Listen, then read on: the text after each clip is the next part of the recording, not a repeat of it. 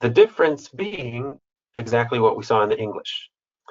Hebrew shama sometimes means audibly listening, to hear. And sometimes it could mean to obey, because when I hear the command of God or some other earthly master, that leads me to obey. And that's how this word came to mean both things, even though literally or primarily, I should say, shama truly does mean to hear with one's ears. But it comes to, at some points, it also means to obey.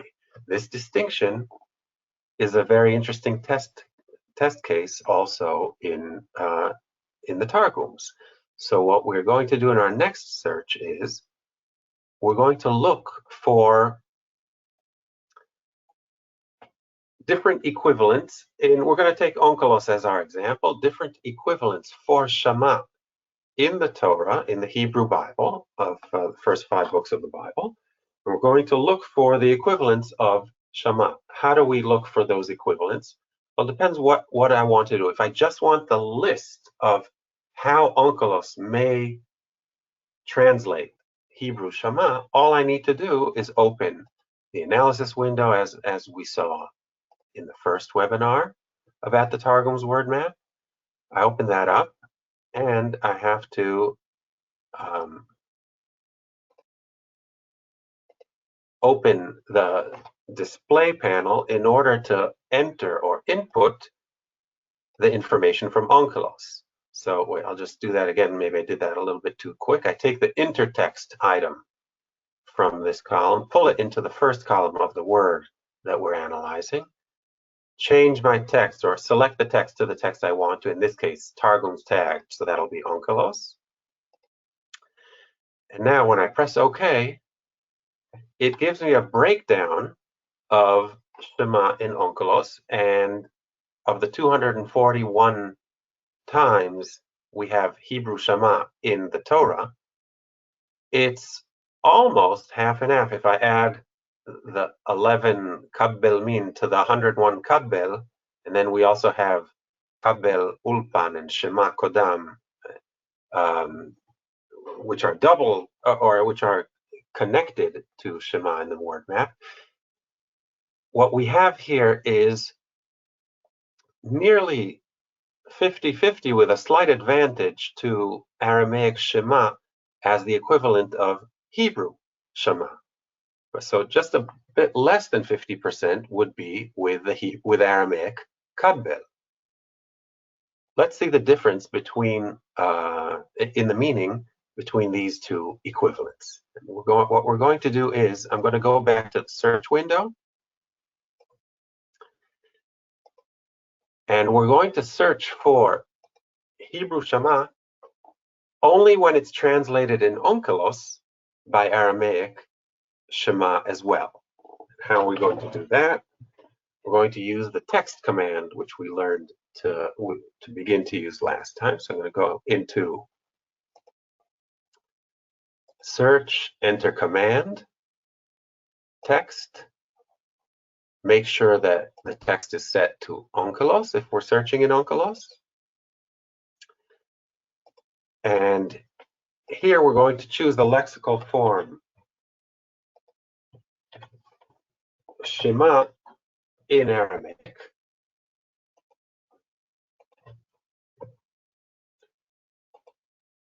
And now the search entry window shows the following.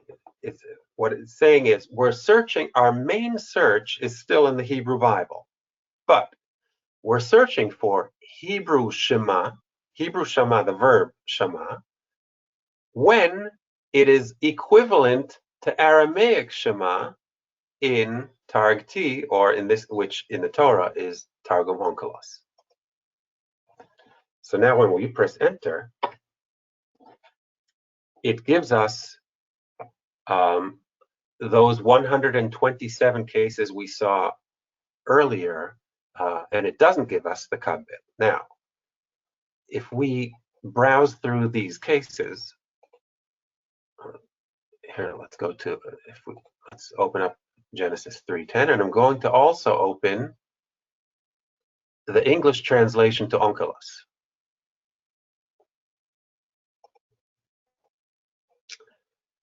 So, Vayomer et kolcha shamati bagan, that's the Hebrew, that's not the Aramaic. But the English here on this side is not a translation of the Hebrew, it's a translation of the Aramaic of Onkelos. Then he said, I heard the sound of your memra in the garden. If I go to the next verse, Ada v'tzila shema an koli, Ada and Tzila, hear my voice. So the Aramaic equivalent of the Hebrew shama is translated into English, hear. And if we continue going through the verses, Vayishma Avraham ki nishba achiv, when Abram heard that his relative had been taken captive, each time the English verb that's translating onkelos is to hear.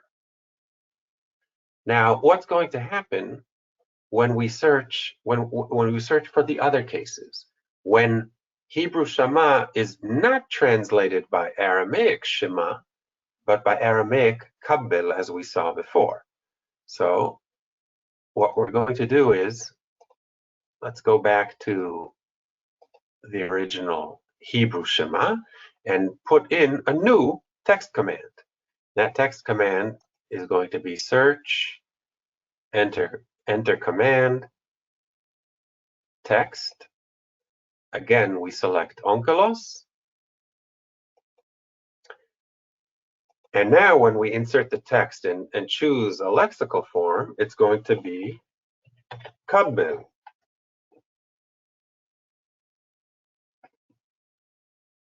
Here we go. It's kabbal 1, which is to receive and accept. That's what we saw before. Enter that into the text, press enter. And now we got 113 of these equivalents.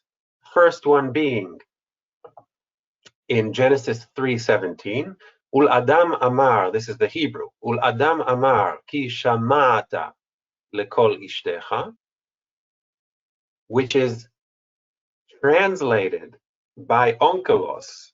Wait, let's just make sure that you see that. You see, onkelos translates shamata with the verb kabbel, kabbelta. What does kabbelta mean in English? The English translation is because you have accepted the word of your wife.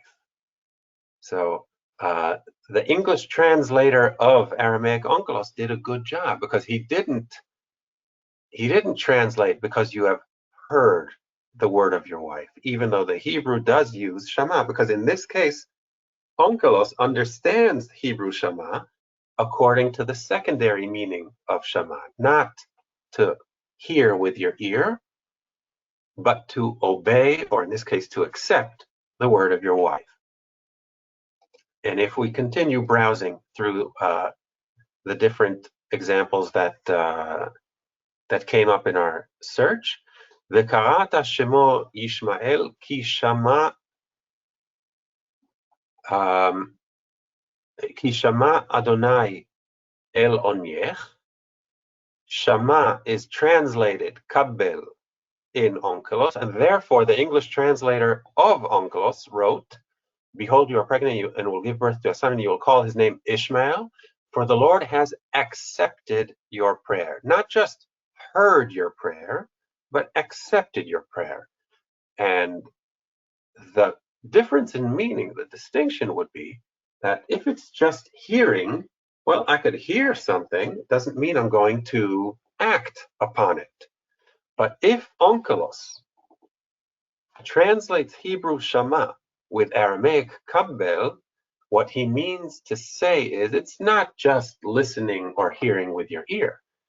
It's acting upon what has been said. You prayed to God, and God has not just heard your prayer, but has accepted your prayer, and therefore there will be actions based on based on your request of God.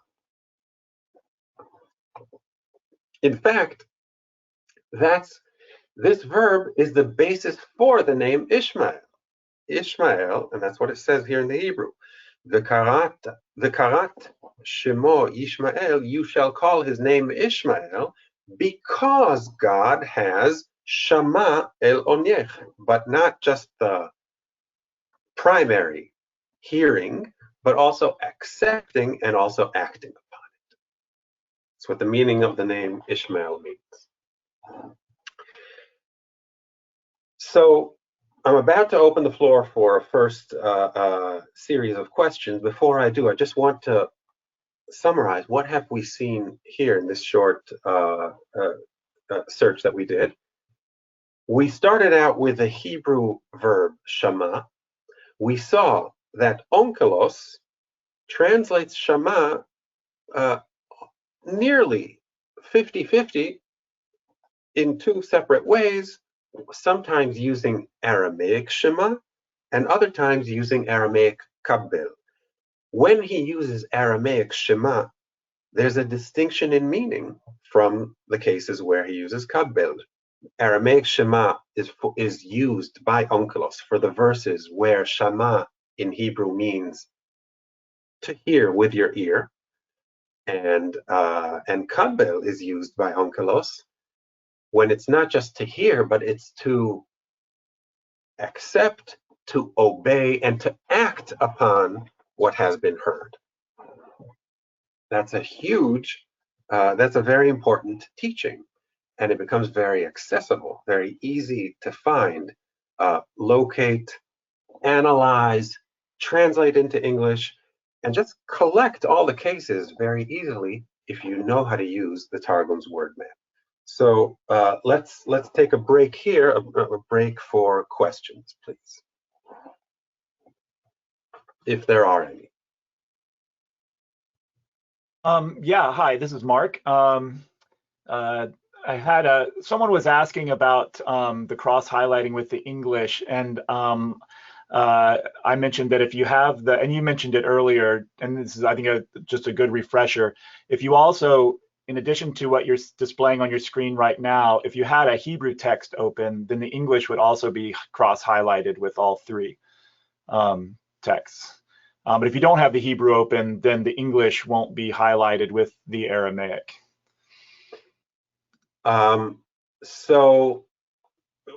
Well, thank you, Mark. I just want to make clear, here you're not going to see the English highlight in any case, because the English that you see is not keyed to Strong's. It's an English translation of Targum Onkelos. If I change that to any English text that's keyed to Strong's, for example, the JPS module, then it'll highlight as is right here. It won't highlight to the word map, but it will show, like, it does retain its functionality. And then now comes your comment, Mark. Now if I add another Hebrew pane, all of them will highlight together. Yeah, thanks for clarifying that. And I guess your next project will be to add key numbers to the English translation of the Targums, right? Well, not my next project. My next project is still, I have to work myself up to the 20th century. I'm still stuck in the 2nd century. I still have to go back to very ancient biblical translations and finish my work on them before I get to the English translations. Very good. But that'll be a blessed day when I get up to the English ones. Let's see. Oh, yeah. Someone is asking, will the English translation of the Targums be tagged with the Aramaic translations? And that's not a project we've started on yet, but it would be a good one. It's a very good one, but it can't be first in my preference. Right. The preference really will have to work according to the ancient translations and up, because it's the ancient translations that have the most historical importance, and that's what we're trying to preserve here. But having the English translation, I'm going to change it from JPS back to the English translation of Onkelos. If you know English, and then you have the Targum's WordMap working on both ends, even if you don't know Hebrew and Aramaic, it's enough just to highlight to open the instant details on the word that you're highlighting. You see that word generally means angel, and then you know where you are in the verse also in English. And the same is true also for the Aramaic. I'm highlighting now Aramaic malach from Targ T. So this is a very powerful tool also for those in the audience who are not entirely fluent in Aramaic. I'll also add, for those of you who are teachers, this is what the classroom has been waiting for those who are teaching biblical translations, because the students can now follow the texts in such a much easier way than has been the case today. Just opening the alignment pane and showing them how the words line up instantly makes these texts far more accessible than they were. I mean, it doesn't solve all the problems. It would be great if you also know Hebrew and Aramaic fluently. But this is certainly a huge leap forward in accessing these ancient and important texts. Thank you. We have several questions related, and this isn't really for you, Leeor. It's related to the types of packages we have in accordance specifically for the Targums. And I'm not really, I don't do sales, so bear with me, but I'll try to review some of them. And let me just mention, it's always a great idea to call accordance and ask them, the salespeople, directly. None of our employees work on commission, so nobody's going to try to sell you something that you don't want. They're just going to try to find the absolute best price for you based on any current sales and what packages you already own and that kind of thing. And sometimes it can be a little confusing because we have so many different types of packages, and they can help you sift through all the details. But let me just mention that the Targum's WordMap is usually an add-on. So you might have the Targums already, but you might not have the actual WordMap. So be aware of that. If you look in your library, in your accordance library, under the databases section, you would see the Targum's WordMap there, along with things like syntax modules, so forth, diagram modules, and that kind of thing. And we do have, so you can buy some of the Aramaic Targum separately, and I think the English translation separately. And we do have one large package that's called the Targums add-on that includes the Aramaic, the English, the word map, the glossary, grammar, and so forth. And I'll put a link in the chat room for that if you all want to see that. And anybody else have any other questions before we continue on? And feel free to type them in the chat room. If I see them there, it'll probably be easier, and I can just ask Dr. Gottlieb as we continue on. Okay, looks like there's nothing right now, so I think we can continue. Very good. Okay, so I'm going to go back to just the large window we began with. That was showing Genesis 3, and why don't we go forward to Genesis 7? This is in the flood story, the story of Noah, where Noah is instructed by God to enter the ark. So then the Lord said to Noah, "Go into the ark with all your household, for you alone have I found righteous before me in this generation." And we're going to go down to verse 2, where God tells Noah also that he's going into the ark, but he's also going to bring all of the animal kingdom according to the numbers that match each, or that are proper for each type of animal, because even though we didn't know that beforehand by reading the Torah, but from this verse, we now understand that there are some animals that are pure or clean, and other animals that are not, even though it doesn't specify which animals are pure and which are not. But Noah is commanded by God to take seven pairs of the clean or pure animals and two of the unclean. Here, and of every animal that is not clean, two, a male and its mate. Now, when you read the Aramaic in the word map here, you'll see that the way the Hebrew says the animals that are pure are mikol ha-behema ha-tehora. Tahor means pure or clean, and therefore behema tehora is clean animal or pure animal. When you get to the unclean or the impure, or however you want to call it, the Hebrew actually gives sort of like, it doesn't give the antonym of clean. It gives the ha-behema asher lo tehora hi, the animal that is not clean. That's how it describes those who are not part of the behema tehora. And the Aramaic translators, they all agreed that tahor should be translated by dechi. But what to do with the word order in the Hebrew, asher lo tehora hi, here we see some differences.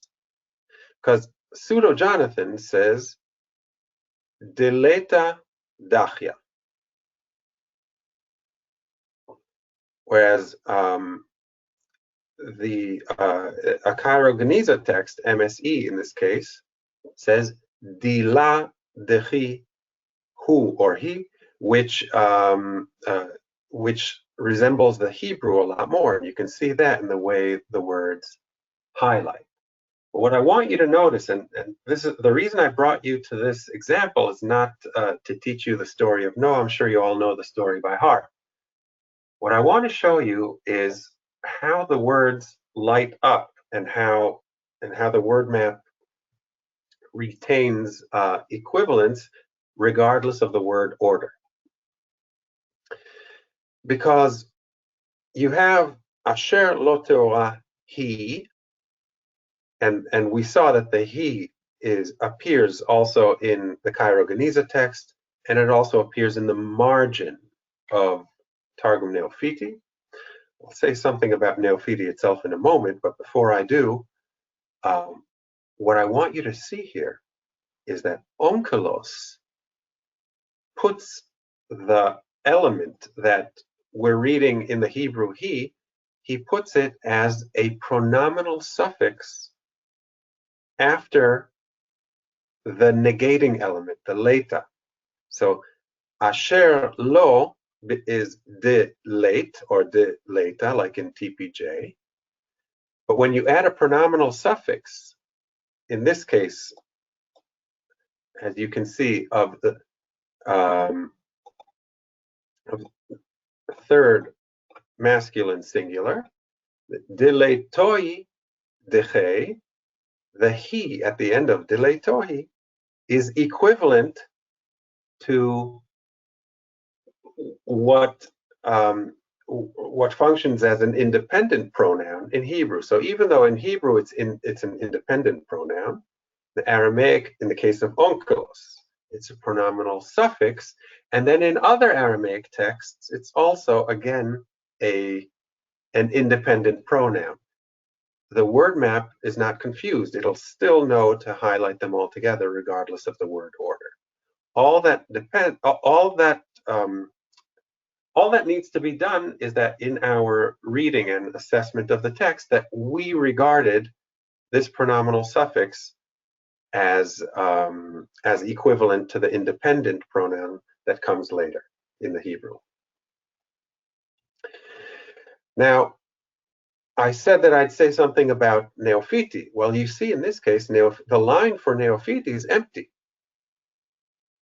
in this part of the verse. The verse began with text in neophiti, min kol be'iradach. Yeah, that's the line in TN. But TN cuts off. It ends with the word nukba, which is an equivalent of ishto, or ish v'ishto, man and his wife. So, or in this case, it would be male and female, and that's why it's translated as such in Aramaic as dechar v'nukba, which literally is male and female. The neophiti cut off. It doesn't show any more words till the end of the verse. When we go one verse forward to verse 3, neophiti comes back online, if you will. Well, you have to understand that the Targum neophiti is one particular manuscript of an Aramaic Targum. So whatever appears in that manuscript, whether the scribe whether the scribe did a good job or a poor job in copying his Targum, whether he made changes of his own or not, that's what's going to appear in the accordance module. That's the way it should be. In this particular case, you have a verse that that has the word pairs, ish v'ishto in Hebrew, twice. The first half here, the first ish v'ishto pertain or relates to the clean, the pure animals. And then when you get to the end of the verse, there's another ish v'ishto, and that relates to the impure or unclean animals. The ish v'ishto in Hebrew is translated in both places by male and female in Aramaic, dechar v'nukba. The repetition of this Hebrew, well, first Hebrew, but then Aramaic word pair of dechar v'nukba, the repetition in the verse apparently caused the scribe who copied the manuscript of Neophiti to skip from the first dechar v'nukba to the second dechar v'nukba and then continue copying verse 3, meaning he apparently unintentionally omitted in his text all the words in the middle, from following the first dechar v'nukba till the second dechar v'nukba. What we have here is a scribal omission due to the similarity of dechar v'nukba that is repeated in this verse twice in its original form. So when that happens, you're going to, or when things like this happen, you're going to have empty lines in the word map. It's not a mistake. All it means is something happened in the manuscript, in the original manuscript, and the word map is giving you the text as is in the manuscript. Interestingly enough, in this case, a scribe or somebody who checked who examined the manuscript after the scribe finished noticed that these words are missing, and he added them in the margin. And that's why in this case you have a lacuna in TN in Neophiti that begins after the word v'nukba till the end of the verse. You have empty text. But where you have empty text, somebody in that manuscript added in the margin the words that he felt were missing. And that's why you have them appear here under TNM1. This is the marginalia, the marginal sections of manuscript Neophiti. these are the words that would have appeared in the main text if not for the Scribal omission that I mentioned or described before. So this is also an interesting way to see how these texts interrelate and how you get a much more complete picture when you have the word map open in front of you.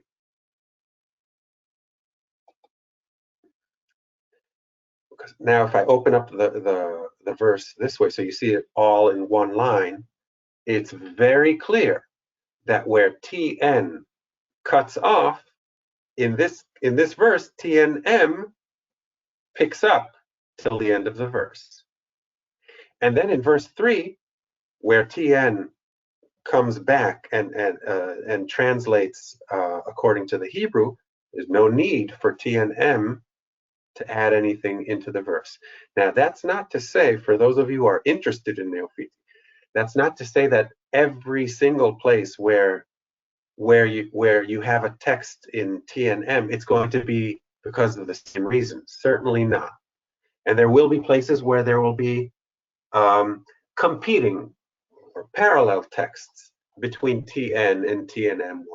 But this happens to be a beautiful example where the margin of Neophiti tries to complete what's missing in the primary section of the text of that manuscript.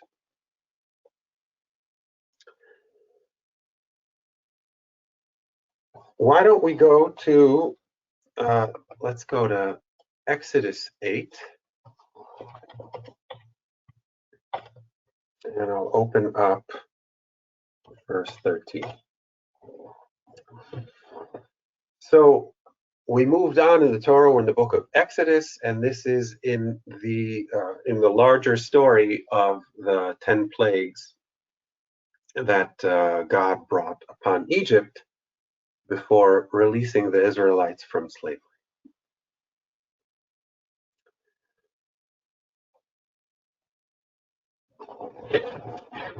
For the most part, well, even not just for the most part, I showed you last time in the first webinar, I showed you that you don't have to display all the Targums at once.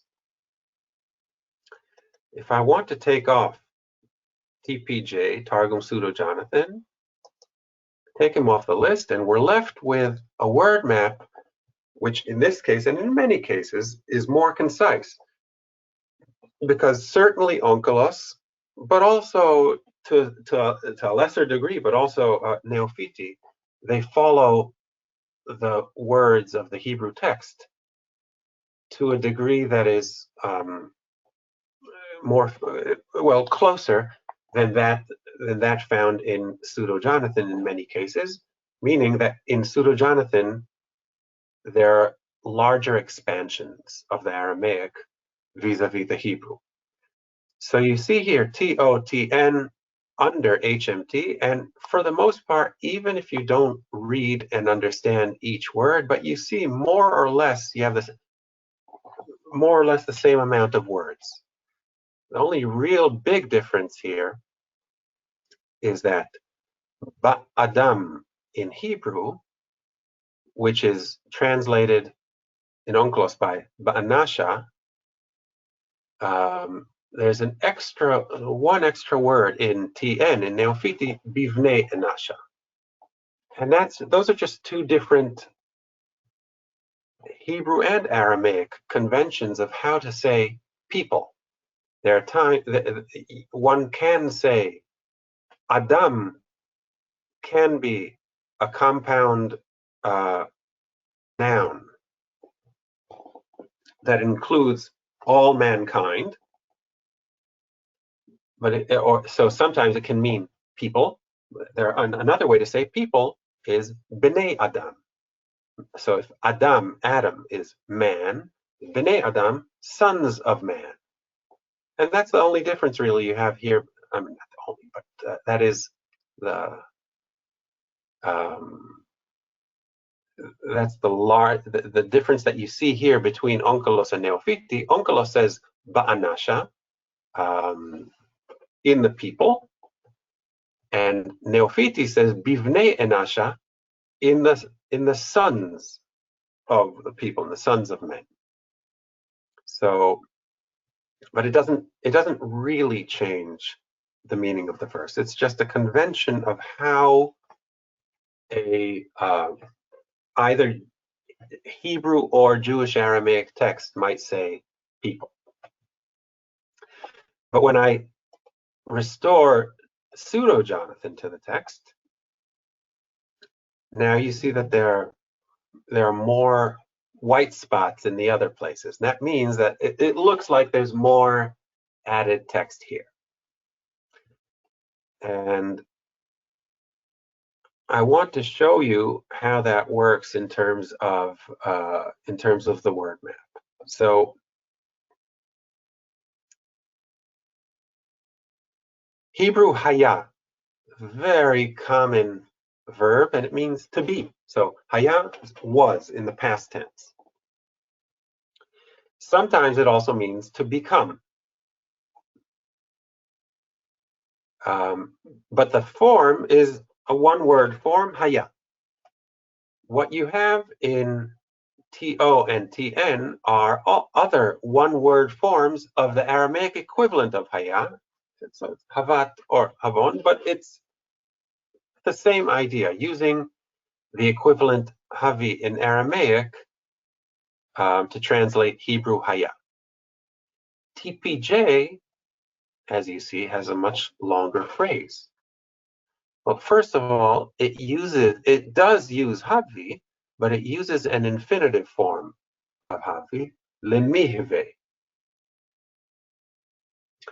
Lemihve. And it has a verb that precedes it and is connected to it. Ithapich lemihve. Ithapich lemihve together means something like turned into, something like that. Turned into and became, or changed to become,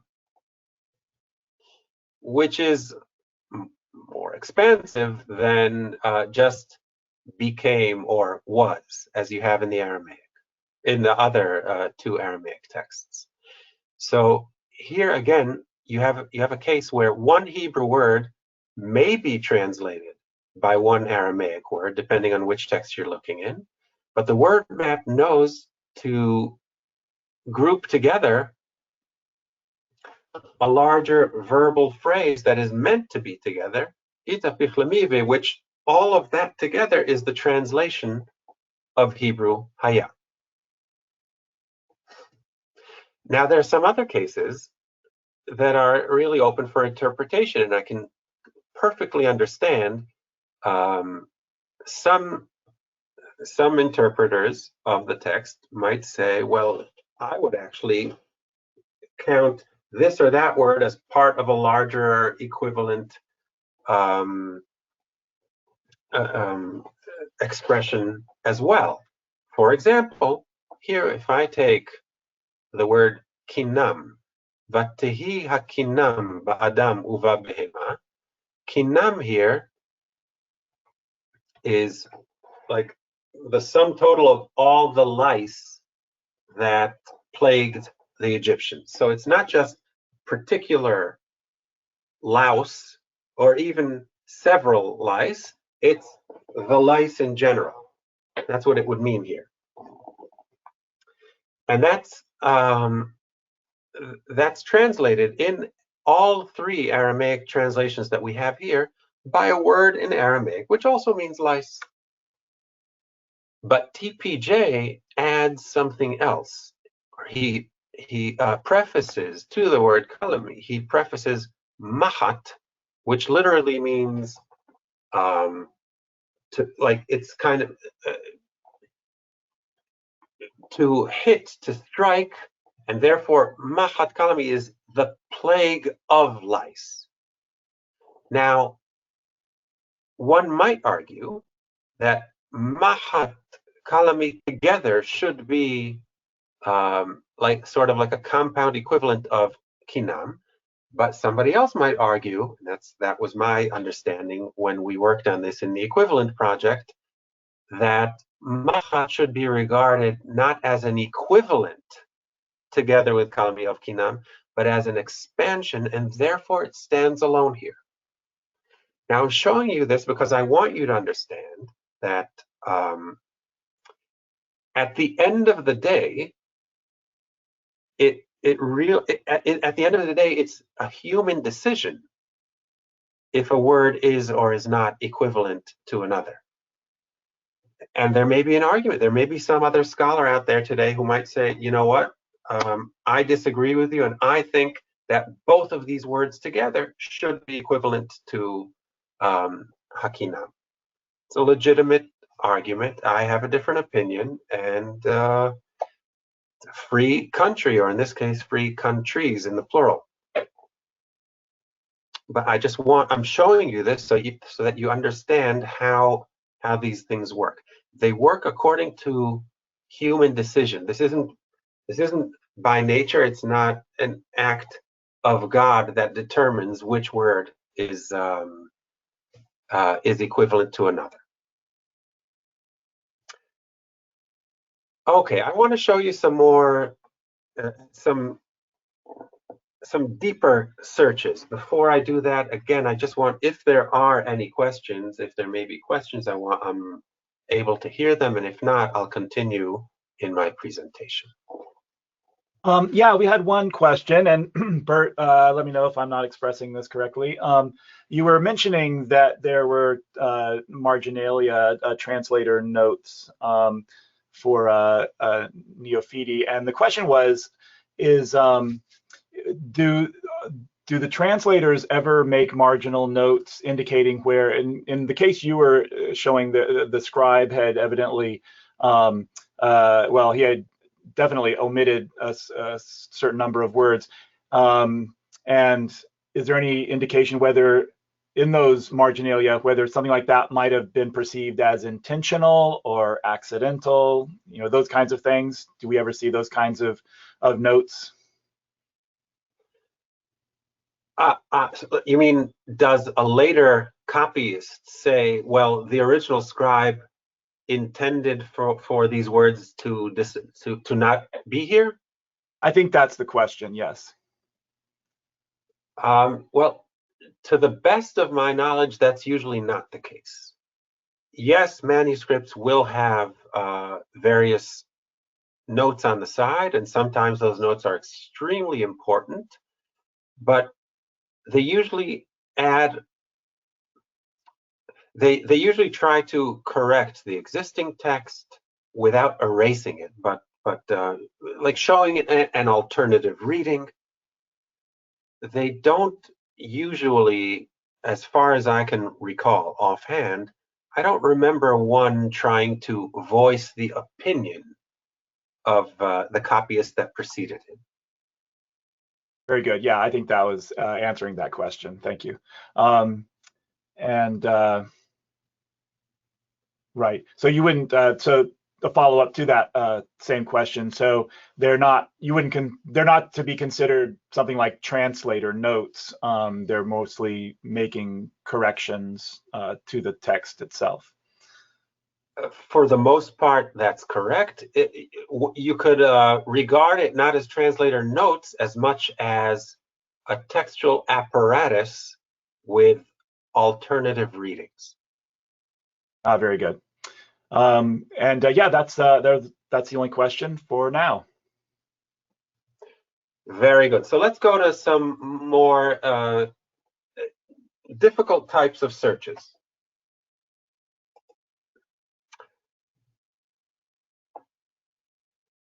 Okay, if we start here, okay, we'll start from 0, and I'll close the Hebrew text. So we have just the alignment pane here open. As you all know, when we search, here we go. When we search in accordance, Hebrew text, the Aramaic text, we don't have to search just according to words that we may or may not know exist in the text. We can also search according to morphological analysis of those words. And I'm going to search for for a particular morphological element, a tag that in accordance is called compound preposition article in the Hebrew. Before we search for it, I just want to explain what that means, though. What is a compound preposition article? The article, the definite article in Hebrew is the he, the letter he at the beginning, preceding usually a noun, but it could be some other things, but usually it'll be a noun. So haaretz is the earth. The earth, the land, the ground, the earth. In Aramaic, the definite article is a final aleph which comes after the noun, and that's why it's highlighting this way. Ara is also the earth or the land, and it highlights with a he in the Hebrew that precedes it. So that's the definite article. Now, there are times where the definite article in Hebrew merges with a preposition. There are ways in grammar that can happen, where if I take a preposition in English, would be in, which in Hebrew would be b, the letter bet, like b reshit, that's a preposition, or the preposition to, which in Hebrew is l, lamed. So I can merge those two together, the b together with a definite article. So if the b stands on its own, it's b, and the definite article is ha. When they merge together, they become ba, and they're represented by one letter, just the letter bet, but its vowel changes. And then when the vowel changes, the Hebrew ear knows that if it's just b, it means in, but if it's ba, it means in the. So that one Hebrew letter bet can mean two words, not just can mean, it means two words simultaneously. That's a theoretical introduction for the search we're about to do. Now we're going to search, enter tag, and we're going to look for article. And in the particles, I'm going to choose compound preposition article, which is what I explained. It's what happens when a preposition and an article merge into one. Here, let's search for that. And we found 1,680 cases of that in the Torah, in the first 5 books. You see the Hebrew, the red letters lamed in Genesis 1:5, and you can notice that it doesn't say le or le choshech. It says la or and la choshech, for the reason I said before, because it merges with the article and then the vowel changes to an a sound. And that's true for all these cases. I'll just show you a few others. So here, Genesis 2:2, Vaychal Elohim Bayom HaShevi'i.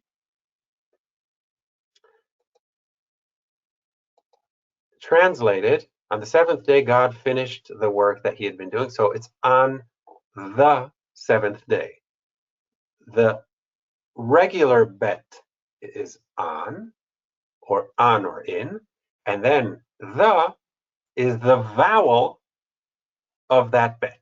That's why they translate the. Now, what happens in the Aramaic? The Aramaic doesn't have a compound preposition article. Its article is at the end of the word. That's the aleph that comes after yom.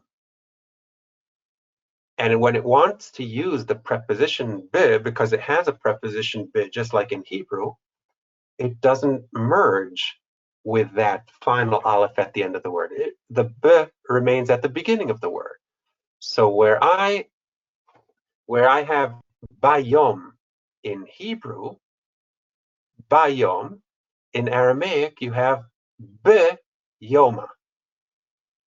And the word map shows you both.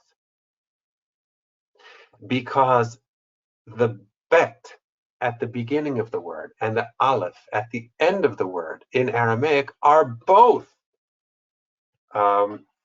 equivalent to the bet in the Hebrew. The Aramaic bet is a preposition, and the Aramaic aleph is an article, and they both merge together in the Hebrew. These are things, I'm just giving you tips for using the word map. When you see something light up like this, where the same word, it's kind of, you see like these two pins at the end of at each end of the word. It's not an error. It's actually a very powerful display of a correct double equivalent to the Hebrew.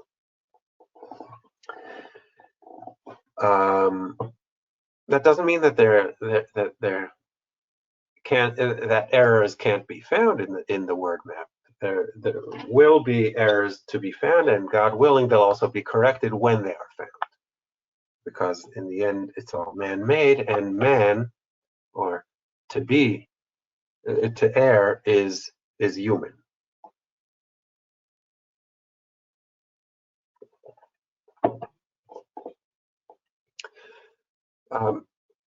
So you see that here. You see that also later on in the verse. It lights up correctly in two places in the Aramaic, and that'll be the same also in the word that we began with, ba'aretz, which we saw with ha'aretz. Now it's ba'aretz, and it lights up in both places, be, and also ara with the aleph at the end of the Aramaic word.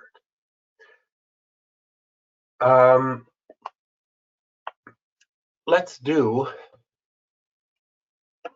take the search that we already performed and open up an analysis window.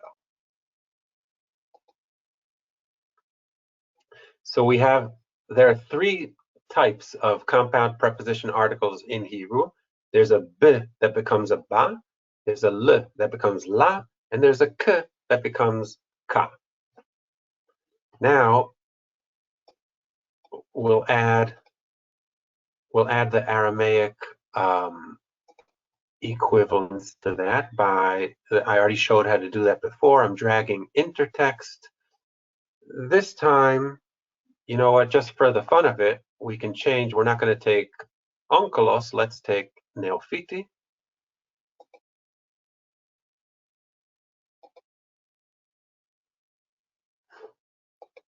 That's targ 2t, and it shows here in the columns of the analysis window. It'll show the buzz together with the aleph. It tells me how many times that's found, the la, and also some other alternative translations. But the reason I brought you here is to show you that there's also a line that says there are 48 places where such a Hebrew ba has no direct translation in Neophiti. No translation at all. Now, what does that mean?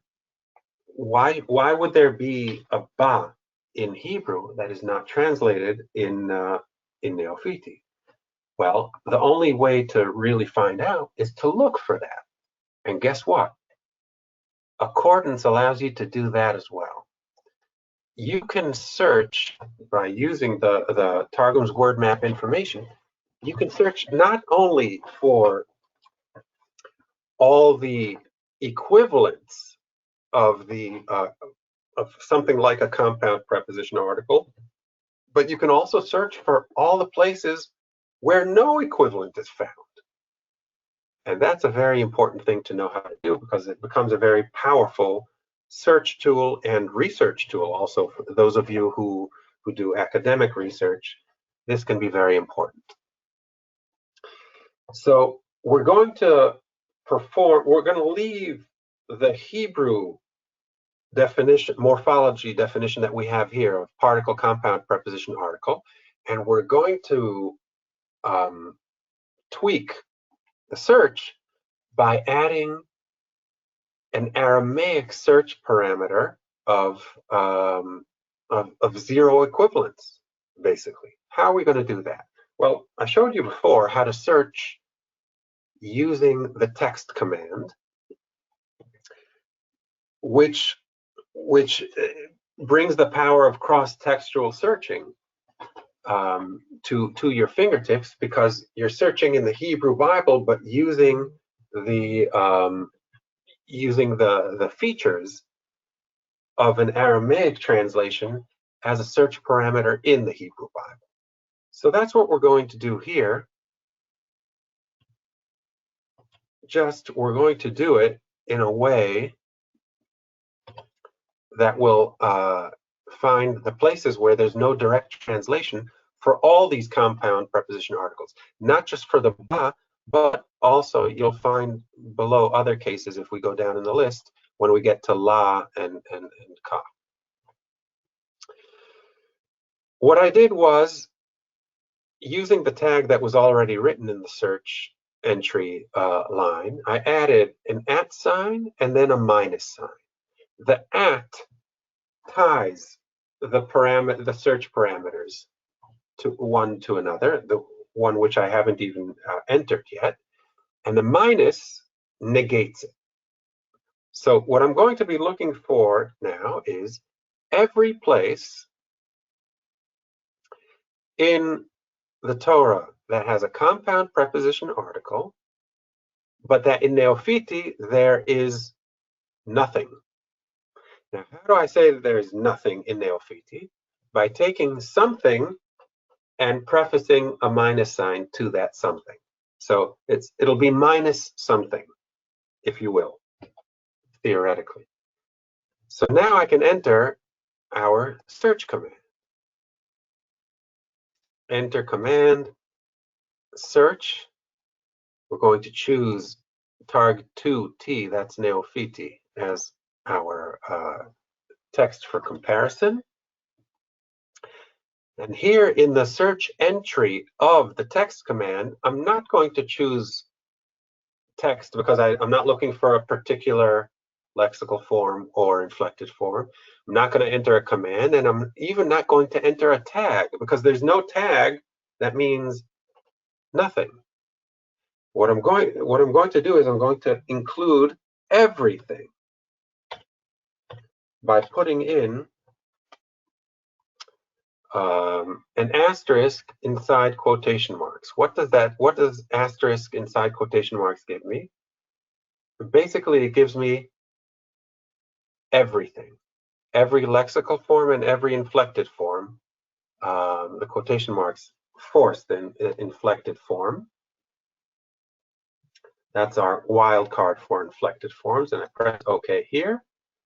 And now the search line is telling us that the formula is every compound preposition article that is not translated in Neophiti by anything. That's what it says here.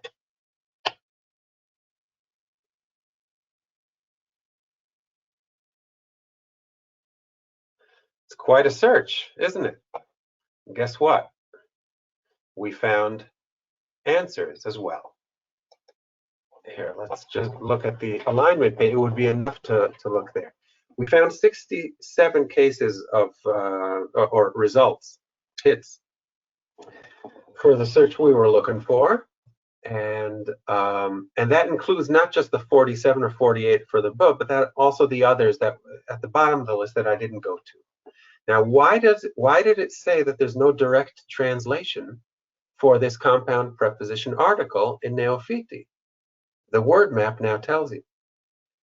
Because the word Ba'aretz in Hebrew is translated in Onkelos. It's also translated in Pseudo-Jonathan, but in Neophiti, there's a blank space in the word map.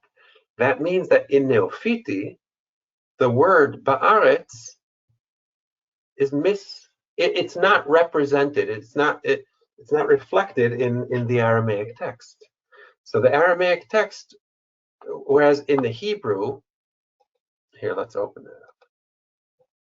In the Hebrew would be, Abram passed through the land as far as the site of Shechem. Ba'aretz is in the land. That's the land, through the land that we have here. If I change the English translation to the English translation of Onkelos, it'll say something very similar. Then Abram crossed over into the land to the place of Shechem. Now, if I open up the English translation of Neofiti, notice that it no longer says land. Then Abram crossed over to the place of Shechem. Va'avar Avram ad atra Shechem. The word be'ara, which we would expect to appear here, does not. And that's why the Targum's word map showed this particular case as having no direct translation in Neofiti. Had I performed that search on Onkelos or on Pseudo Jonathan, he would have found the expected equivalence here. But he showed us no direct translation in this case in Neofiti, because this is a word that is not reflected, is not represented in the Neofiti text. Let's go further. So, Vaya'al Lot mitzoar vayeshev bahar. Then Lot, let's go back to the English of the Hebrew. Lot went up from Zoar and settled in the hill country. We have a very similar occurrence here. Onkelos has a translation for Bahar. Pseudo Jonathan has a translation for Bahar. Neofiti does not. Just in this case, the difference is, in this case, this is another one of those places where Neofiti, for whatever reason, and I'm not going, well, you can probably guess the reason. In this case, I'll let you think about that while I'm talking a little bit more. But Neofiti, his text breaks off after the word mitzoar or minzar, and he doesn't translate the rest of the Hebrew verse till he gets to Vayeshev in the Hebrew, Bame'ara, and then you have Ushra b'Marta. Now, those of you who see the similarities in the Hebrew and in the Aramaic, you can see that there are two Vayeshevs in Hebrew, and the word preceding each Vayeshev is Zoar. Again, this is like the perfect storm for a scribe who's going to omit an entire part of the verse when he's copying in Aramaic because of the similarity in the words. So he was at, either he was at this Zoar and he skipped to the next one, or he was at this Vayeshev and he skipped to the next one. But be that as it may, he omitted the text that's in the middle, and that includes this one tiny letter, which is a compound preposition article, and that's why this also came up in our results as places that don't have direct translation. And that's how, if we continue, we'll find all sorts of other cases like that. Now that opens up a possibility to search for, to try to locate all sorts of places in the Targums that don't have representation of the Hebrew text. So places where either the Targum skips a word, or it could be even more than a word. Accordance allows you to find all these places. It allows you to find, if you will, places that are missing in the Aramaic text, or that seem to be missing. And the way to find that is, well, you could search for every place where even one one word is missing. You can do that. It's very similar to what we did here.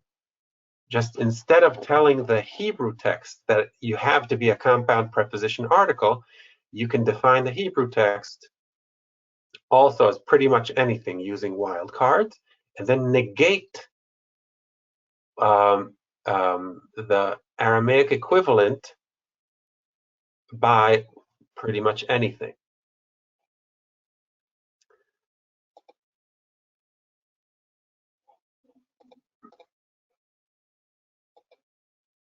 Yeah, okay. Now, when we do that, I just want to point out, for those of you who work with wildcards, I'm pointing out that if you do the search, if you search just for an asterisk, the asterisk without the quotation marks that we did before searches for every lexical form.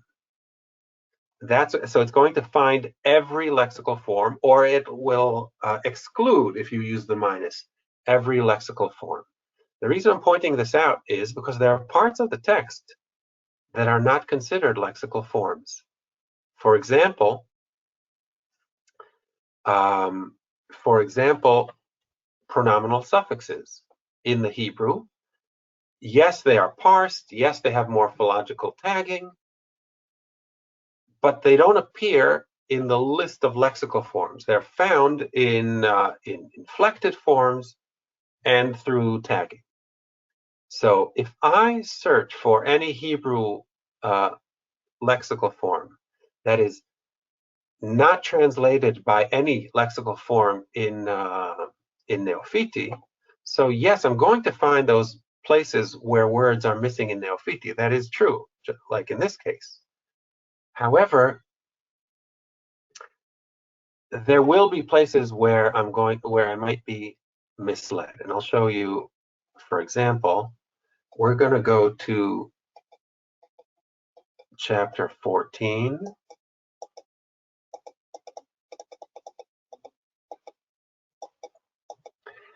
Where I expect one of the, yeah, here we go. Perfect. Perfect. This is in chapter 14. That's the story of the 4 kings who go to war against the 5, and what happens to Lot, the nephew of Abraham. It says here in verse 5, there's a list of places where battles occurred and where city-states were captured, and it describes et hazuzim beham. So Zuzim is the name of a people, a nation, and Ham looks like the name of the location where the war took place. And that's how it's translated by Onkelos, Hamta, the name of the place, and also in Pseudo-Jonathan.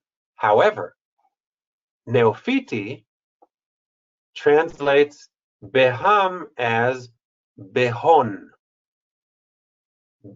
which turns it into a preposition and not the name of a place, but a pronominal suffix, as if it were saying Behon, in them, because hon is the 3rd person masculine plural pronominal suffix in Aramaic. For this reason, the Hebrew word ham is found in the text, and accordance tells us that there's no lexical form for equivalent to ham in Neophiti. Well, that's true, even though there is an equivalent, but the equivalent that's found is not a lexical form. It's a pronominal suffix, and therefore will not come up in that list. So if you want to look for the places where there's an actual lacuna in Neophiti, it's not enough to search for the asterisk. You have to do what I did before and place the asterisk in quotation marks, and then it'll include all inflected forms as well.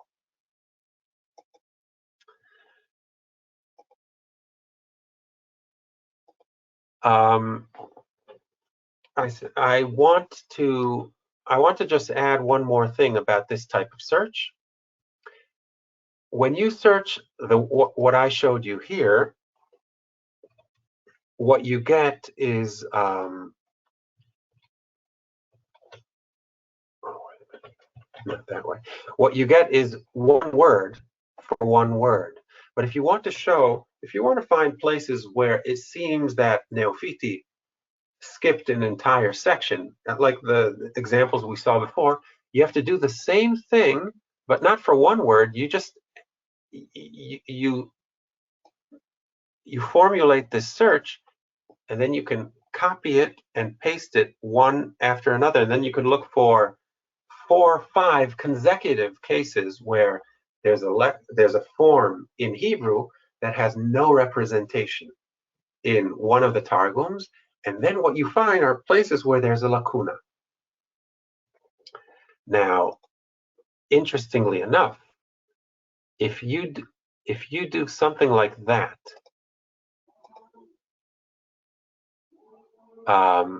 using the Hebrew as your point of comparison, so you begin with an Aramaic text and then ask, where in the Hebrew are there no forms at all?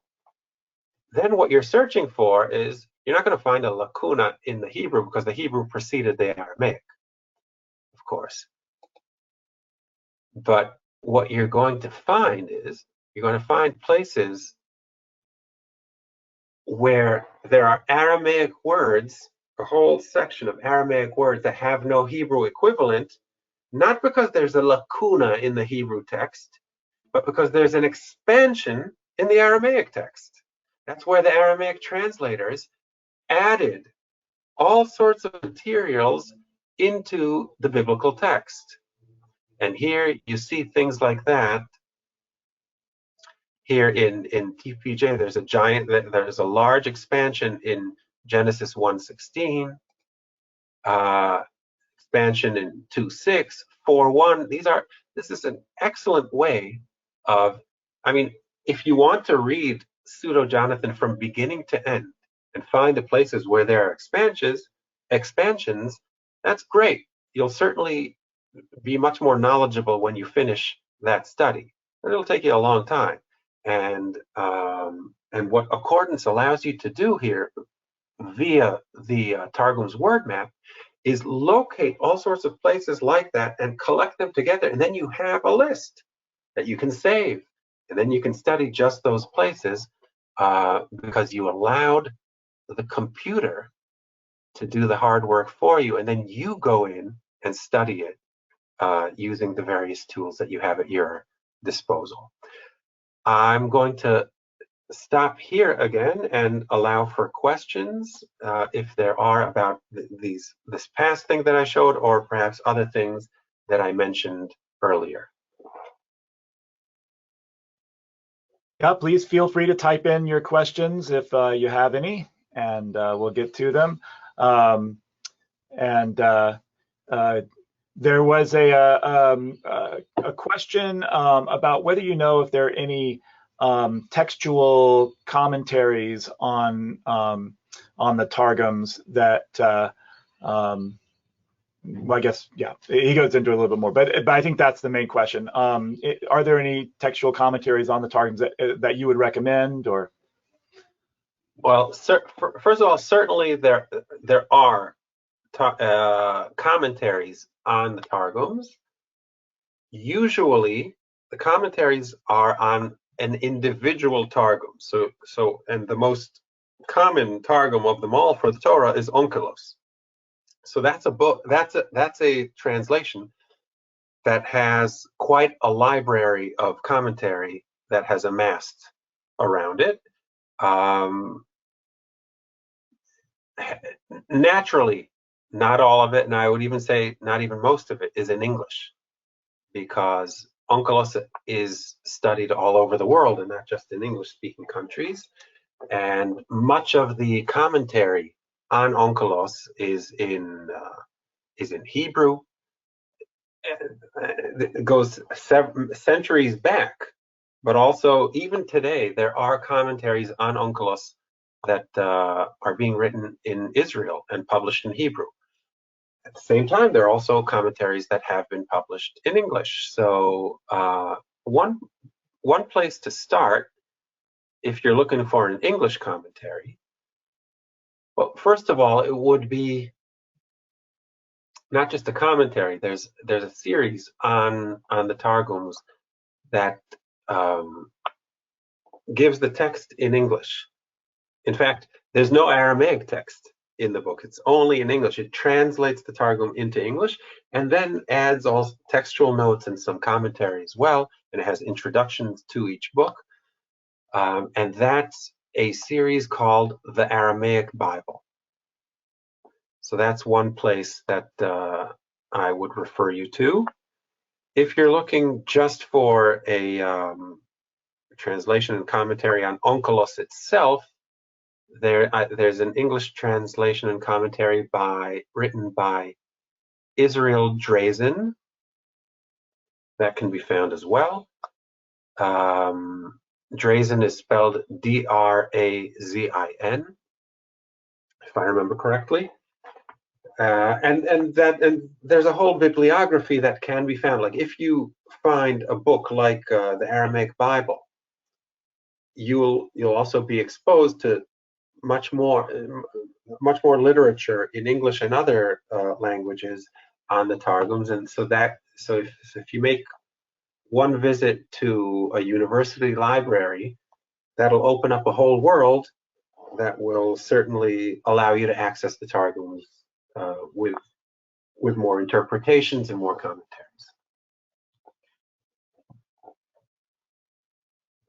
And let me add that we've sent in a request to Brill for its supplements to Aramaic studies, and Dr. Gottlieb is the author of one of those books, and it's Targum Chronicles in its place among the late Targums. So we'll be getting that hopefully soon in accordance, and that series looks really good. If Accordance will have that series accompanying the Targum collection, it's going to, again, it'll just open up so many possibilities for studying the Targums and using the very latest research on each of these Targums, because that series, the Brill series that you mentioned, has a lot of very important literature included in it. So that would be great, yeah.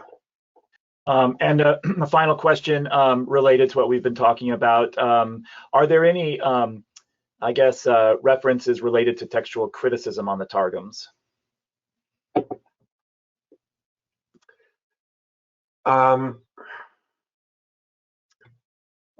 We have to divide between two types of textual criticism here. If one possibility is textual criticism of the Hebrew using the Targums as a control group. And while there is a literature about that, it's less of a fruitful pursuit than one might imagine, because the Jewish Targums used the Jewish tradition of the Hebrew Bible as its base text. And that means it used the Masoretic text. Now, yes, it used some of the Targums, many of the Targums, were composed before the Masoretes. So it would be anachronistic to speak about a Masoretic text before the rabbis of the 7th to 10th centuries who did all this work on the Hebrew manuscripts. However, even if it's anachronistic, the Hebrew text that the Targumists used, even if it wasn't yet called Masoretic, it was nearly identical to what came to be called the Masoretic text centuries later. So the pursuit of textual criticism using the Targums as one's control doesn't yield as much material as would using the Septuagint or using even the Pshita or, or certainly using other Hebrew sources like the Dead Sea Scrolls or the Samaritan Pentateuch. So that's my answer for one type of textual criticism. Another type of textual criticism is the text of the Targums themselves. That in itself is a subfield of research. Now, with regard to a particular manuscript, there's not much work to be done because the manuscript is there and there's only one text in that manuscript. But speaking about a Targumic tradition that is represented by two different manuscripts, and then we can talk about, well, what was the original text of the Targum and how did it diverge into two similar but not identical texts? Yes, that's exactly what some of the Targum scholars do when they analyze units. There's a lot of work yet to be done. So I wouldn't say that there's one definitive collection as there may be for the Hebrew Bible for such discussions, but that's exactly what's done in the academic pursuit of Targum studies. I want to add one more thing about that, though. That was, with regard to Targum Onkelos, things become much more complicated because it has been, over the centuries, the Targum with a capital T in the Jewish world, and it was used basically throughout the Jewish diaspora for nearly 2,000 years. And so that particular text came to be copied so many times in so many places in so many different periods that it has its own independent field of study in terms of its textual versions. And just like the rabbis, like the Masoretes, composed a Masorah of the Hebrew Bible, some rabbis tried to do something similar more than a century ago for the text of Onkelos. Did I say a century? I meant more than a millennium ago. Yes, for the text of Onkelos, because that really is its own thing, because it has so many copies that exist and have existed throughout the ages. Great, thank you so much for those extensive answers. We don't have any more questions right now, so I guess you can continue on. Well, do we have time for one more search? I don't want to. We're getting close to the end of time, but if you'd like to do another search, I think we have time for it. Okay, so if we have time for another search, we can do that. In fact, yeah, what I'm going to do is, let's see. Let's erase this. And why don't we search for, this time I showed a lot about using equivalents to search for things that don't exist in another text.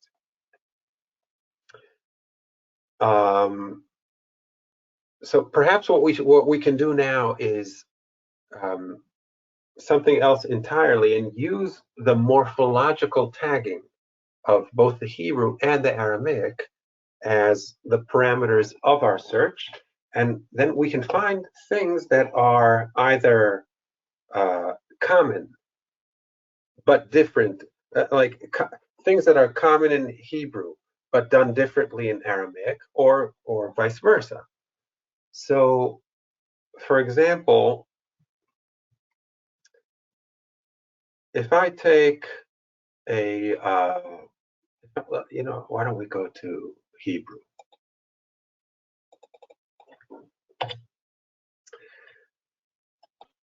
If I search in Hebrew for a verb in perfect form in the Torah, that's very common, over 5,000,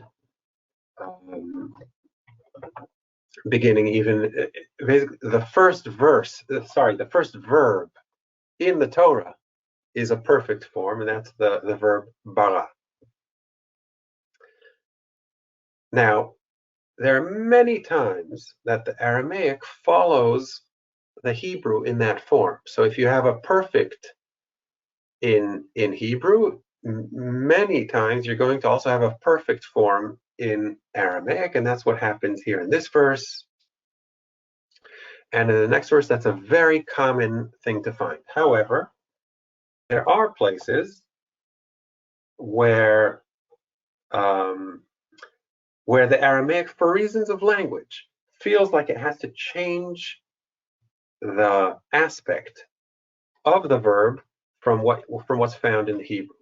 And then there will be places where the Hebrew uses a perfect and the Aramaic will use a participle. Sometimes also using a connecting verb in between, like the verb to be in perfect form, in order to create like a verbal clause. What we are going to do is we're going to search places in the Hebrew Torah. Sorry, enter command and text. We're going to search for the tag participle where the Hebrew has a perfect, and we're going to do that in Pseudo-Jonathan. So we're going to enter tag verb, and here we're going to choose participle. Search for that. Now, if depending on, see, I didn't make sure that my cursor was close to the bracket before I began. So the result is that I don't have an @ sign, because the @ sign is inserted automatically if my cursor was in the right place, but it wasn't. So now I have to add it manually. And that's what I did. If I don't add this @ sign over here, then I don't tie these two search parameters, and then I won't get the kind of search that I'm looking for. Remember, we have more than 5,000 regular cases of Hebrew perfect. Now we have places where only 225 in the Torah in this case, where the Hebrew perfect is translated by a participle in Aramaic, and that indeed, that's found in Genesis 2:6, hishka in Hebrew against mashke in TPJ. Now, it happens to be that Onkelos and Neophiti also used a participle in this case, but it doesn't always have to be that way. We were searching only in Pseudo-Jonathan, which opens the possibility for yet another type of interesting search. We can search not just from the Hebrew to the Aramaic or the Aramaic to the Hebrew. We can also search from Aramaic to Aramaic, from one Targum to another. And all we have to do here, well, before I do, let me just see. I just want to show you here.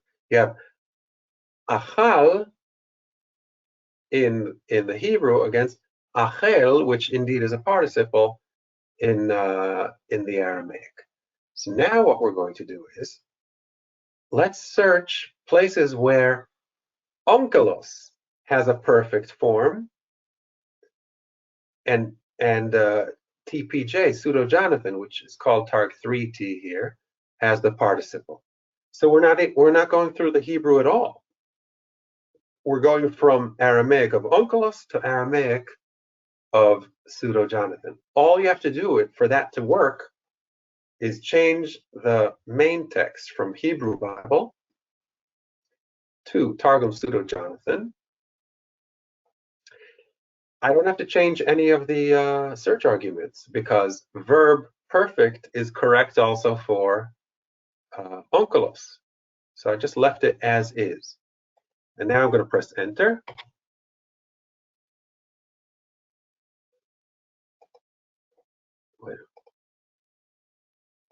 It does want me to enter it on its own, so I'll do that.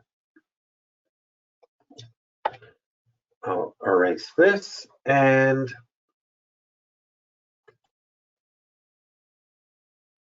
enter tag verb perfect. Okay, let's make sure. Let's make sure we have our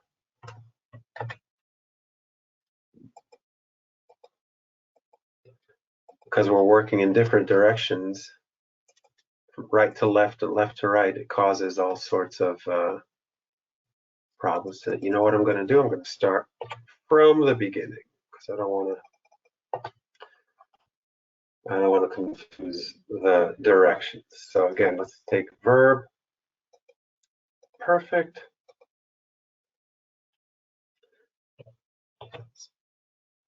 Put in the @ sign, and now we're going to enter command text.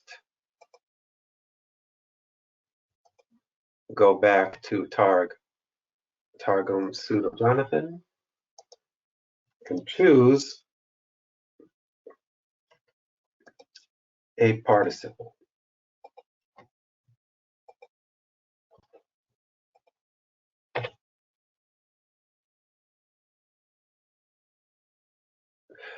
Oh, my mistake was not, it had nothing to do with the directions. I chose the wrong main text. Should have chosen Onkelos, Targum's tag. That was my mistake before, and that was my mistake now. There you go. 125 cases in the Torah where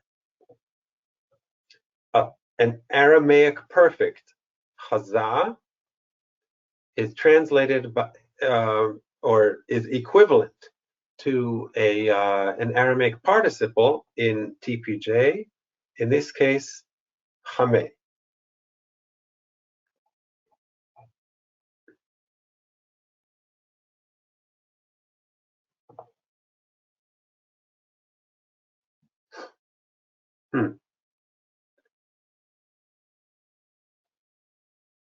Beautiful. This is one of those cases where the word map,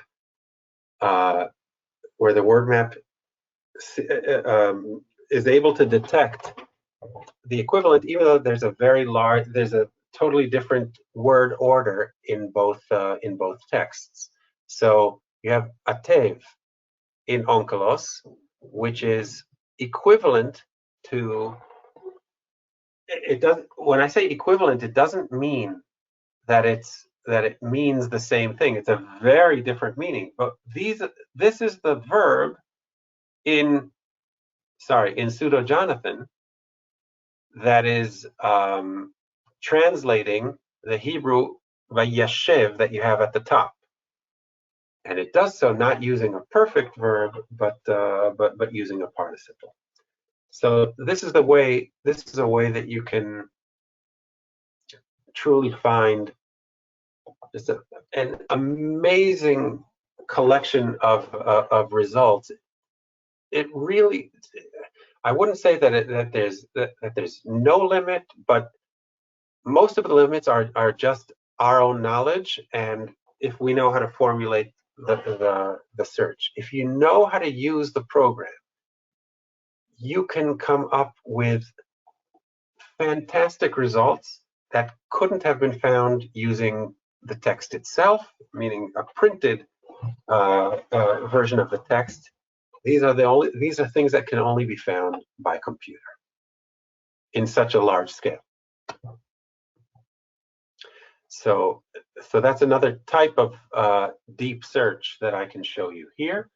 I'm going to sum up my presentation now just by saying that there's no way, not in an hour and a half and not in 2.5 hours, to show you everything that can be done with such a versatile and powerful tool like the Targums WordMap.